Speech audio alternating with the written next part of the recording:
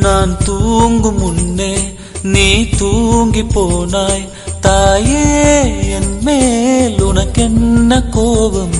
கண்ணான கண்ணே, என் தெய்வ பெண்ணே, கண்ணில் தூசி நீ ஊத வேண்டும். ஐயோ ஏன் இந்த சாபம் எல்லாம் என்றோ நான் செய்த பாவம்.